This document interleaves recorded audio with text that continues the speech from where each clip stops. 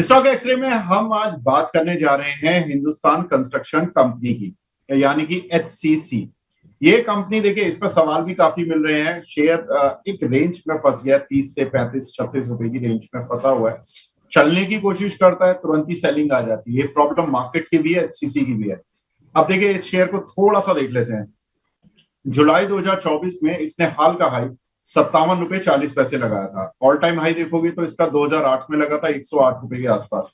उसको तो भूल ही जाए, क्योंकि अभी तो ये 55-60 रुपए तक चला जाए वो बड़ी बात होती है। शेयर अपने हाई के हाल के शिखर से करीब 47% नीचे आ चुका है। आज भी करीब 3% नीचे है। शेयर प्रेशर में क्यों है, ये जानते हैं। देखिए, इसका जो हाई लगा था जुलाई में लगा था। दिसंबर में ये QIP लेकर आया था, जो कि 43 रुपए पर था। 600 करोड़ रुपए जुटा लिए थे। तो लॉजिकली तो जब इंस्टीट्यूशनल प्लेयर आ रहे हैं 43 रुपए पर, तो शेयर अक्सर ऊपर आ जाता है। लेकिन होता क्या, मार्केट में कई बार जो QIP होता है उसका एक बैकडोर डिस्काउंट भी होता है। 43 रुपए दिखाने का होता है, बाकी आगे कई बार हो जाता है कि डिस्काउंट भी मिल जाता है उनको। तो वो हो सकता है कि शेयर पे रहा हो या नहीं भी रहा हो। तो 43 रुपए पर वो घुसे थे और उस समय शेयर काफी ऊपर चल रहा था। ये 50 रुपए से ऊपर चल रहा था। तो QIP के डिस्काउंट पे आने से सेंटीमेंट बिगड़ गया, तो ये थोड़ा सा नीचे आ गया, QIP के प्राइस पर आ गया। फिर मार्केट सेंटीमेंट बिगड़ गया तो और ज्यादा खराब हो गया मामला। ऑर्डर मिलने की रफ्तार कंपनी ने एनालिस्ट मीट में माना। अभी जो इनकी Q4 के नतीजे आए थे उसके बाद उन्होंने माना कि ऑर्डर हमें थोड़े से सुस्त मिल रहे हैं और इम्प्लीमेंटेशन भी इसलिए सुस्त चल रहा है। हालांकि नतीजे ठीक थे, नतीजों में कोई दिक्कत नहीं थी, लेकिन ऑर्डर मिलने की रफ्तार सुस्त हो गई है। और Q4 में यानी कि जनवरी मार्च क्वार्टर में FIs DIs ने भी थोड़े थोड़े अपने शेयर बेचे थे, जिसकी वजह से शेयर उभर नहीं पा रहा है। अब लेकिन ट्रिगर्स क्या हैं?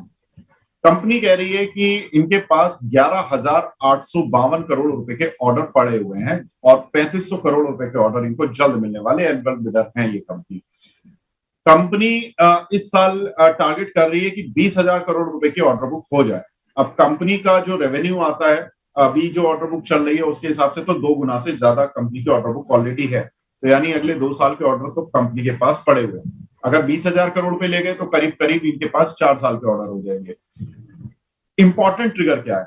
इंपॉर्टेंट ट्रिगर ये है कि न्यूक्लियर इंफ्रा बनाने में कंपनी का सबसे बड़ा मार्केट शेयर है। 60% जितने भी न्यूक्लियर पावर प्लांट लगते हैं, न्यूक्लियर फैसिलिटीज बनती हैं, वो 60% HCC बनाता है।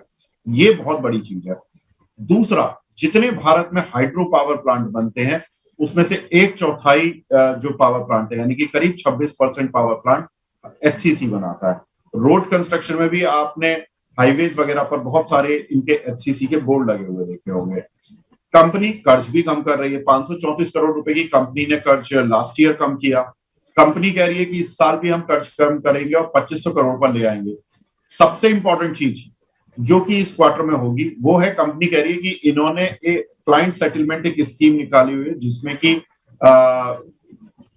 ये करीब 250 करोड़ रुपए इनको इस क्वार्टर में मिल जाएंगे। तो ये हो सकता है एक्सेप्शनल आइटम आएगा 250 करोड़ रुपए का, लेकिन उसके साथ कंपनी का कैश फ्लो भी 250 करोड़ रुपए बढ़ जाएगा, जो कि कंपनी के लिए बड़ा अमाउंट रहेगा। कंपनी खर्च करने की तरफ कम करने की तरफ सोची है तो ये उनके लिए राहत देगा। लेकिन वैल्यूएशन उतनी राहत नहीं दे पा रही है। कंपनी प्रॉफिट में है, सब कुछ है, खर्च कम कर रही है, इंटरेस्ट कॉस्ट कम किया कंपनी ने। वैल्यूएशन के नाम पर EPS 66 पैसे है और P मल्टीपल 47 का चल रहा है। शेयर की बुक वैल्यू 5 रुपए है। लेकिन ऑर्डर की रफ्तार अगर तेज होती है इस साल में, कंपनी कह रही है कि हमारी इस साल तो हम ऑर्डर बढ़ाने पे और इम्प्लीमेंटेशन पर ध्यान देंगे, लेकिन जो हमारी एक्चुअल ग्रोथ होगी वो नेक्स्ट फिस्कल से आप मान के चलो, और अगले 2-3 साल फिर हम बहुत तेजी से बढ़ने वाले हैं। प्रदीप भाई, इस कंपनी के बारे में आपकी राय, क्योंकि काफी चीजें इस कंपनी के साथ हो रही हैं। अभी आपको क्या लगता है ये अगले कुछ महीने कैसे ट्रेड करेगा और लॉन्ग टर्म के लिहाज से आपको कैसा लगता है? सर बेसिकली देखिए फंडामेंटल्स अगर देखेंगे तो ज़्यादा अट्रैक्टिव नहीं लगता है मुझे। अगर मैं टेक्निकली बात करूँ, अभी 30 के आसपास चल रहा है, तो एक स्टॉप लॉस बन रहा है 26 के आसपास। 26 26.50 एक स्टॉप लॉस आप मेंटेन कीजिए। जिनके पास भी है ये फाइनल स्टॉप लॉस रहेगा मंथली बेसिस पे। तो 26 26.50 एक रेंज रहेगा स्टॉप लॉस। आप अगर आपके पास है तो स्टॉप लॉस मेंटेन कीजिए। फ्रेश बाई करने का जो सलाह है मैं इस काउंटर को नहीं देता हूँ। क्योंकि ऐसे काउंटर्स को थोड़ा मैं अवॉइड करता हूँ। इसमें हायर टाइम फ्रेम में मल्टीपल रेसिस्टेंस है, जैसा कि सर आपने बहुत अच्छा बात बताई यहाँ पे, लेकिन ऑल फ्यूचर प्रोमिसेस है। तो अभी के लिए सर प्राइस एक्शन के साथ वो अलाइन नहीं हो रहा है। अगर फ्यूचर में प्राइस एक्शन के साथ वो अलाइन होता है तो उस टाइम पे एक बार हम इसको रिव्यू करके देख सकते हैं। फिलहाल अभी के लिए 26.50 एक फाइनल स्टॉप लॉस मेंटेन कीजिए। इस काउंटर पे बाय ऑन डीप नहीं करना और एवरेज भी नहीं करना, और जिनके पास है बस उनके लिए 26 का स्टॉप लॉस रहेगा। अच्छा सर, अगर कभी ऊपर आता है, मान लीजिए मार्केट का सेंटीमेंट सुधरता है, मार्केट में इंफ्रा को लेकर कुछ तेजी आ जाती है, कुछ भी होता है, तो निकलना कहां पर है? ऊपर के प्राइस भी बता दीजिए। देखिए 36 के आसपास एक रेजिस्टेंस है, तो मुझे लगता है कि वहां तक अगर सेंटिमेंट ठीक होता है तो वहां पे आने का पॉसिबिलिटीज है, क्योंकि रिसेंटली जो टॉप है वहीं पे ही है। और मुझे लगता है कि एक बार आपको मैक्सिमम 37-38 तक जाने का मैक्सिमम प्रोबेबिलिटी बन सकता है, तो वहां पे ही आपको एग्जिट करने का सलाह रहेगा। बाकी अगर एक बार 37-38 के ऊपर क्लोजिंग देता है ना, उसके बाद मंथली बेसिस पे अगर हम देखेंगे कि एक बार 38 के ऊपर रहता है, तो उस टाइम पे एक बार इसको हम रिव्यू करके दे सकते हैं। लेकिन हायर टाइम फ्रेम में एक बार 36-37 कभी भी आता है तो वहां पे आपको एग्जिट करने का सलाह रहेगा। ठीक है, तो 36 और 26 ब्रॉडली आप ये याद रखें। 36 आए निकल जाए, 26 के नीचे चला जाए तो निकल जाए। 26 स्टॉप लॉस, 36 टारगेट फिलहाल के लिए ये रेंज है। वो खरीदारी नहीं करनी है, और जिनके पास है पोजीशन में फंसे हुए हैं, ये उनके लिए राय है। नई खरीदारी बिल्कुल नहीं करनी है। तो ये एचसीसी के जो लोग हैं, जो एचसीसी में फंसे हुए लोग हैं, जो हमसे डेली सवाल पूछते हैं, उन्होंने कहा कि स्टॉक एक्सरे कर दीजिए सर, बता दीजिए। क्योंकि ऐसी कंपनियों पर प्रदीप जी रिपोर्ट्स नहीं होती हैं। आप रिसर्च रिपोर्ट ढूंढेंगे आसानी से मिलेगी नहीं, और लोगों के साथ ये अभाव हो जाता है कि उनको जानकारी अपडेटेड मिल नहीं पाती है। तो ये नहीं विवेक हमने सर, जो जानकारी निकाली है कंपनी के एनालिस्ट फीड से निकाली है।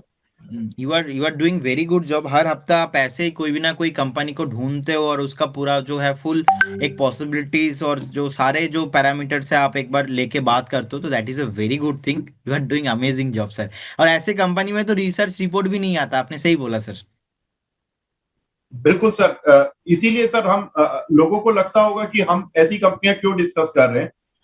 इन कंपनियों में एक्चुअली लोग फंसे हुए ज्यादा हैं, और डेटा उनके पास बस वो जो स्क्रीनर या जो दूसरी साइट्स है उन पर वो डेटा तो ले लेते हैं, फाइनेंशियल डेटा, लेकिन खबर उनको नहीं पता होती है। तो खबर आपको जानने के लिए बहुत कंपनी में इंसाइट पढ़ना पड़ता है। तो वो थोड़ा सा कोशिश रहती है कि हम लोग उसमें मदद कर सकें और लोगों को सही जानकारी मिल सके। फिर उसके बाद डिसीजन वो आपके टेक्निकल आधार और उनकी अपनी बुद्धिमता से या अपने फाइनेंशियल एडवाइजर के डिसीजन से वो जो लेना चाहे वो ले। एटलीस्ट उन्हें पता हो कि वो क्या डिसीजन लेने वाले। तो चलिए सर, बहुत बहुत शुक्रिया प्रदीप भाई हमसे जुड़ने के लिए। लास्ट जो आप हमेशा डिस्क्लेमर देते हैं वो और बता दीजिए। सर जो भी स्टॉक में मैंने बात किया, कोई भी स्टॉक में मेरा पर्सनल इंटरेस्ट नहीं है, होल्डिंग नहीं है। एंड बहुत सारे स्टॉक हमारे प्रोडक्ट मॉडल पोर्टफोलियो और क्लाइंट को हमने आई थिंक रिकमेंड किया है।